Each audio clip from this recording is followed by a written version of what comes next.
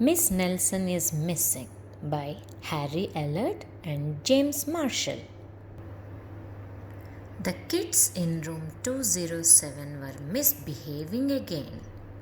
Spitballs stuck to the ceiling. Paper planes whizzed through the air. They were the worst behaved class in the whole school. Now settle down, said Miss Nelson in a sweet voice.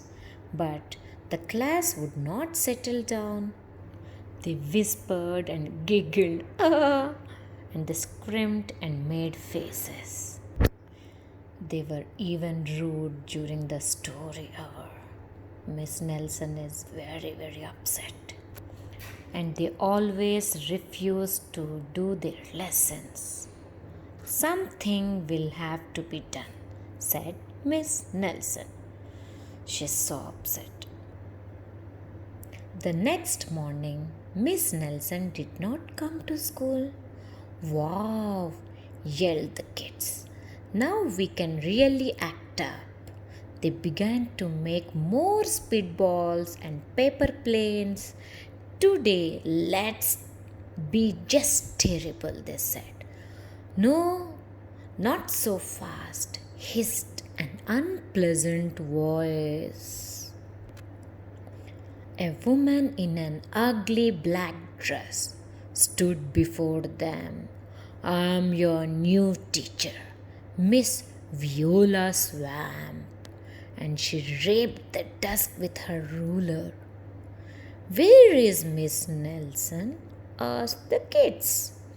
Never mind that, snapped Miss Swamp. Open those arithmetic books. Miss Nelson's kids did as they were told.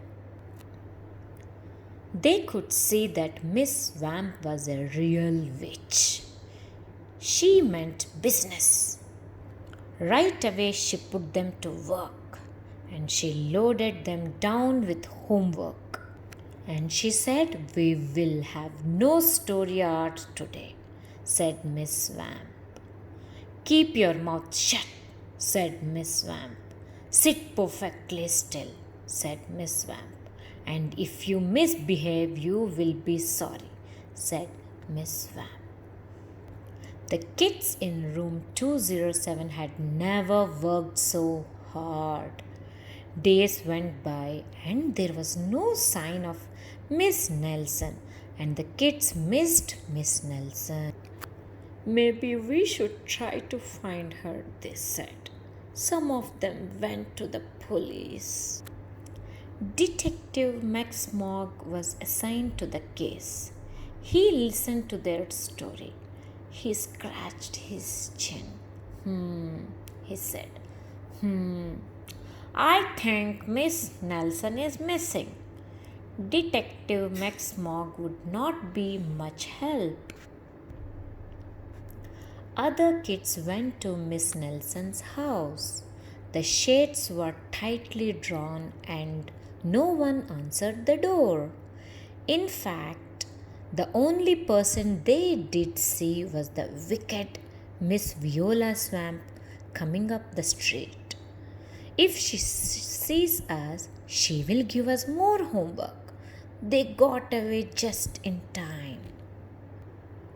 Maybe something terrible happened to Miss Nelson. Maybe she was gobbled by a shark, said one of the kids. But that didn't seem likely.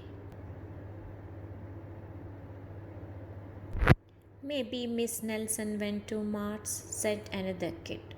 But that didn't seem likely either. I know, exclaimed one know it all. Maybe Miss Nelson's car was carried off by a swarm of angry butterflies. But that was the least likely of all.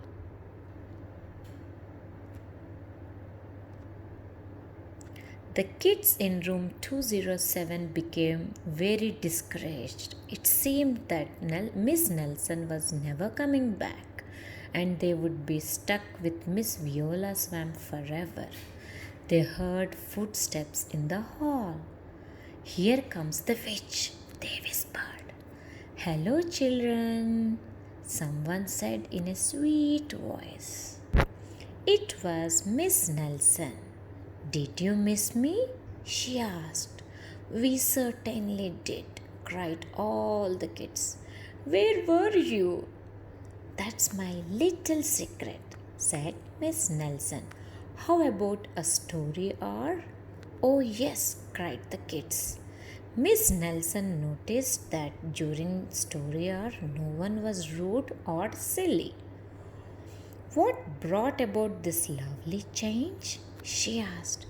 That's our little secret, said the kids.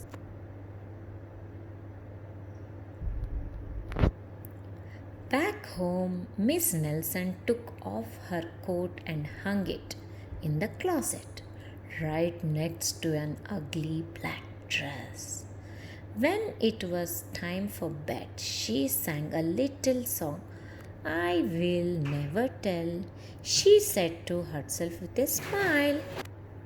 P.S. Detective Max Mogg is working on a new case. He is now looking for Miss Viola Swamp. Bye.